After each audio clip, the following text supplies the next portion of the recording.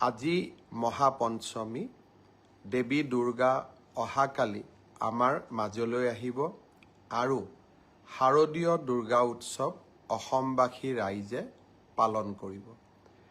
প্ৰতিকূল পৰিৱেশৰ মাজতো সমাজখনলৈ যাতে শান্তি আহে, সকলোৰে জীৱনলৈ যাতে সমৃদ্ধি আহে আৰু আমি যাতে বিভিন্ন প্ৰতিকূলতাৰ মাজতো জাতি হিচাপে আগবাঢ়ি যাব পাৰোঁ, তাৰ বাবে আমি আকৌ এবাৰ মা দুৰ্গাক সকলোৱে প্ৰণিপাত কৰিম আৰু মাৰ আশীৰ্বাদেৰে আমি সমগ্ৰ বছৰটো শক্তিশালী হৈ থাকিম।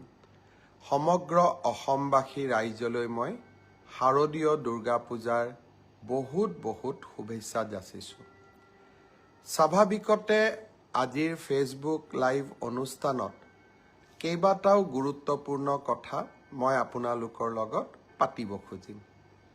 শেষত আমাৰ সকলোৰে আদৰৰ জুবিন গাৰ্গৰ মৃত্যুৰ তদন্ত, হত্যাৰ তদন্তৰ বিষয়েও আপোনালোকৰ লগত কথা পাতিম।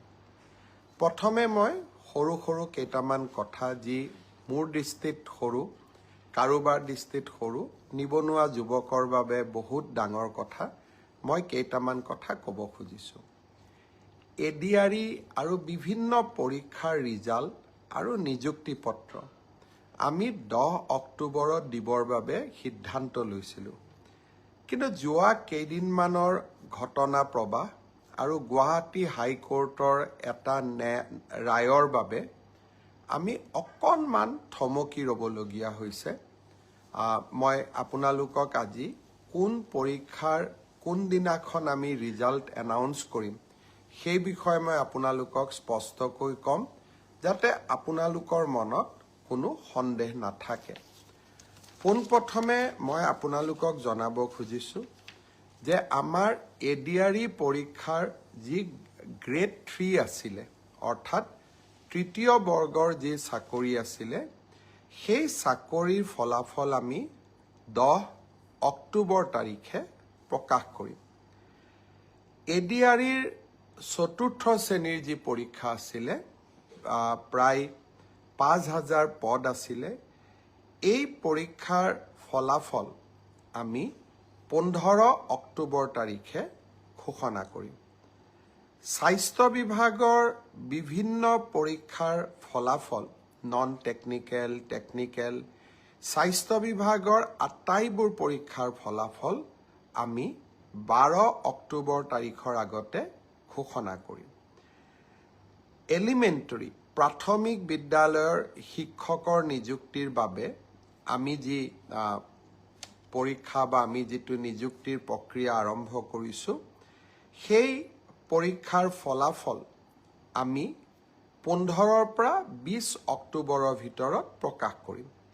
তাৰ কাৰণ, প্ৰাথমিক বিদ্যালয়ৰ শিক্ষক-শিক্ষয়িত্ৰীৰ পৰীক্ষাৰ ফলাফল ঘোষণা কৰাৰ আগতে আমি গ্ৰেজুৱেট টিচাৰ আৰু পোষ্ট গ্ৰেজুৱেট টিচাৰৰ ৰিজাল্ট ঘোষণা কৰিব খুজিছোঁ, যাতে অভাৰলেপিং নহয়, অৰ্থাৎ প্ৰাথমিক বিদ্যালয়ৰ শিক্ষকৰ পদ নিৰ্বাচিত গ্ৰেজুৱেট টিচাৰ বা পোষ্ট গ্ৰেজুৱেট টিচাৰসকলে দখল কৰিব নোৱাৰে আৰু আমাৰ যুৱক-যুৱতীসকল যাতে বঞ্চিত নহয়। গ্ৰেজুৱেট টিচাৰ আৰু পোষ্ট গ্ৰেজুৱেট টিচাৰৰ পৰীক্ষাৰ ফলাফল আমি 15 অক্টোবৰ তাৰিখে ঘোষণা কৰিম। অৰ্থাৎ এই গোটেই পৰীক্ষাৰ ফলাফলসমূহ আমি 20 অক্টোবৰ তাৰিখৰ আগতে আমি ঘোষণা কৰিবলৈ সক্ষম হ'ম।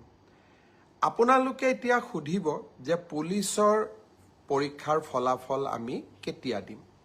সাব ইন্সপেক্টৰৰ ৰিজাল্ট বা ফায়াৰ ব্ৰিগেড আদিৰ ৰিজাল্ট আমি 10 অক্টোবৰ তাৰিখে দিম বা তাতকৈ আগতে দিম।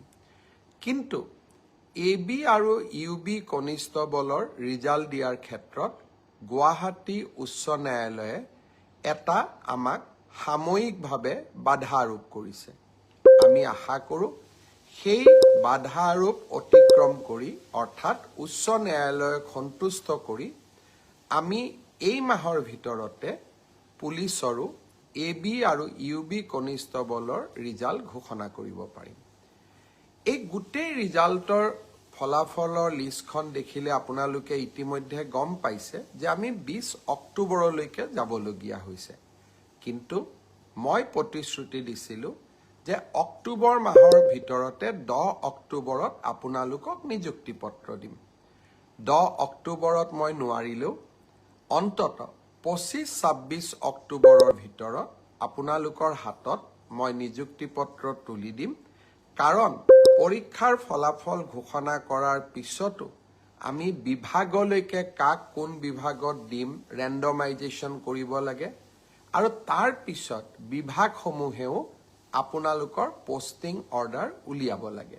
সেইকাৰণে অক্টোবৰ মাহৰ ভিতৰতে আপোনালোকৰ নিযুক্তি হ'ব, কিন্তু কেইটামান দিন আপোনালোকে অপেক্ষা কৰিব লাগিব।